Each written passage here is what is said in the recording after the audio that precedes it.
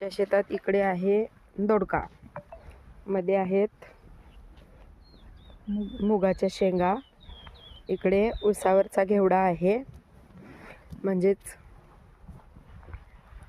आवऱ्याची वेल, आवऱ्याच्या शेंगा, आणि बांधाच्या कडेला भेंडाची अशी एक ओळ आहे, त्याला भेंडी सुद्धा भरपूर लागल्यात. आणि ह्या लिंबाच्या झाडावर नेहमी पक्षी येतात आणि पक्ष्यांनी खाऊन टाकलेल्या बियाचा आणखी एक वेगळा वेल इथे आलेला आहे आणि तो वेल आईने असा वरती चढवलेला आहे.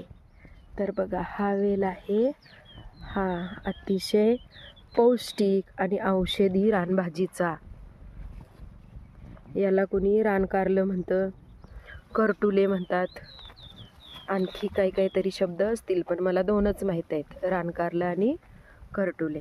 तर हा वेल दुर्मिळ असतो, याची रोपं तयार करून लावावी लागतात, पण पक्ष्यांनी ह्या वेलाचा छान असा आशीर्वाद दिला आहे आणि त्यांच्या आहारातून हे बी पडलं आणि त्याचं एक छानसं रोप तयार झालं, म्हणजेच वेल तयार झाला. अशी 3 वेलं आहेत.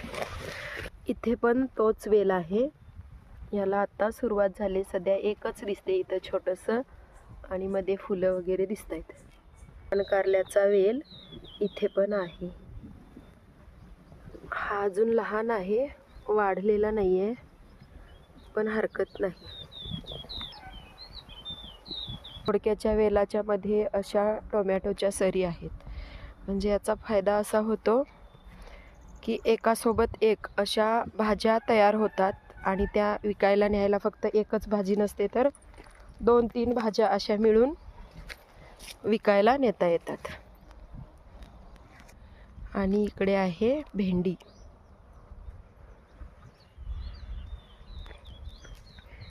इथे आहे कढीपत्त्याचं झाड. असं सगळं शेतकऱ्यांना त्यांच्या आयुष्यात